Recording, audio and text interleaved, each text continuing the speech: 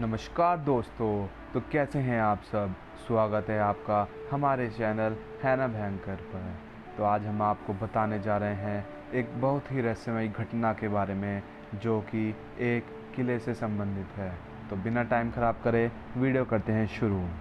यदि सरकार को जयगढ़ किले का खजाना नहीं मिला तो वह कहाँ गया।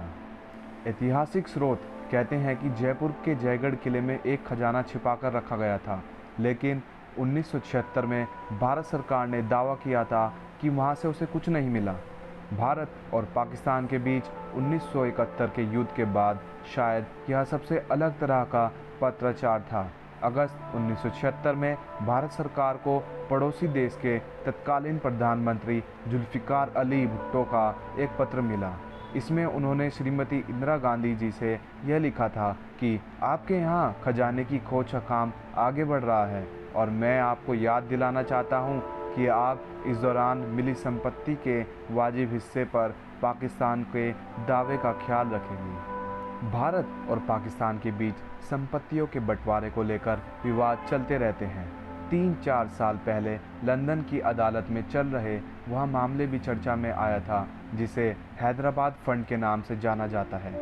आज़ादी के पहले हैदराबाद के निजाम की करोड़ों रुपए की रकम ब्रिटेन के एक बैंक में जमा थी और आज इसके स्वामित्व को लेकर भारत, पाकिस्तान और नवाब के वंशजों के बीच लंदन में मुकदमा चल रहा है। हालांकि यह हम जिस मामले की जिक्र कर रहे हैं उसमें सबसे मज़ेदार बात है कि खजाना मिलने के पहले ही पाकिस्तान के प्रधानमंत्री ने इसमें हिस्सेदारी मांग ली थी। यह घटना जयपुर राजघराने से संबंधित है और खजाने की खोज का अभियान जयपुर के नज़दीक बने जयगढ़ किले में चलाया गया था। यह किला राजा जयसिंह द्वितीय ने 1726 में बनवाया था। यह एक सुरंग के जरिए आमेर किले से जुड़ा है, जिसे 1592 में राजा मानसिंह प्रथम ने बनवाया था।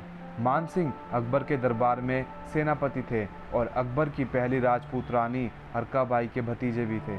ऐसा माना जाता है कि हरकाबाई को ही जोधाबाई के नाम से भी जाना जाता था।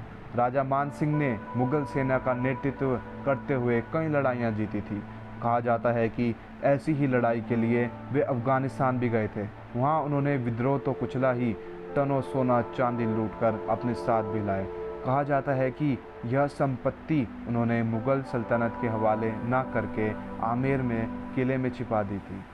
आमेर जयगढ़ किले के बारे में लंबे अरसे से यह कयास लगाए जाते हैं कि यहाँ तहखानों में मानसिंह का गुप्त खजाना छिपा है। अरबी भाषा की एक पुरानी किताब हफ्त तिलिस्म ए अंबरी अम्बेर के 7 खजाने में भी इस बात का जिक्र है कि किले में अकूत सोना चांदी छिपा हुआ है। जयगढ़ किले के नीचे पानी की 7 विशालकाय टंकियाँ बनी है। माना जाता है कि खजाना इन्हीं में था। इस खजाने की चर्चा 1976 में दुनिया भर में हुई। उस समय जयपुर राजघराने की प्रतिनिधि महारानी गायत्री देवी थी। स्वतंत्र पार्टी के टिकट पर लोकसभा चुनाव लड़ते हुए लगातार 3 बार कांग्रेस प्रत्याशियों को हराने वाली गायत्री देवी इंदिरा गांधी की प्रबल विरोधी थी। 1975 में जब देश में आपातकाल लगा तो गायत्री देवी ने भी इसका विरोध किया था। हालांकि इस दौरान उन्हें बाकी विपक्षी नेताओं की तरह Misa maintenance of internal security act के तहत जेल नहीं भेजा गया। उन्हें विदेशी मुद्रा कानून उल्लंघन का आरोप लगाकर जेल भेजा गया था। बाद में इसी आधार पर जयगढ़ किले में आयकर अधिकारियों ने छापा मारा। कहा जाता है कि यह कार्रवाई किले के कथित रूप से छिपाए गए खजाने की तलाश में की गई थी। आयकर विभाग के साथ साथ इस कार्रवाई में पुलिस के दस्ते भी शामिल थे। बाद में सेना की एक टुकड़ी भी इस काम में लगाई गई। उस वक्त 3 महीने तक जयगढ़ किले में खजाने की खोज का काम चला था। जब यहाँ जांच खत्म हुई तो सरकार ने आधिकारिक रूप को कहा कि किले में कोई खजाना नहीं है, लेकिन सरकार के इस बयान पर कई लोग संदेह जताते हैं। इसकी सबसे बड़ी वजह यह है कि जब सेना ने अपना अभियान समाप्त किया तो उसके बाद एक दिन के लिए दिल्ली जयपुर हाईवे आम लोगों के लिए बंद कर दिया गया। कहा जाता है कि इस दौरान जयगढ़ किले के खजाने को ट्रकों में भरकर दिल्ली लाया गया था और सरकार इसे जनता की नज़रों से छिपा कर रखना चाहती थी।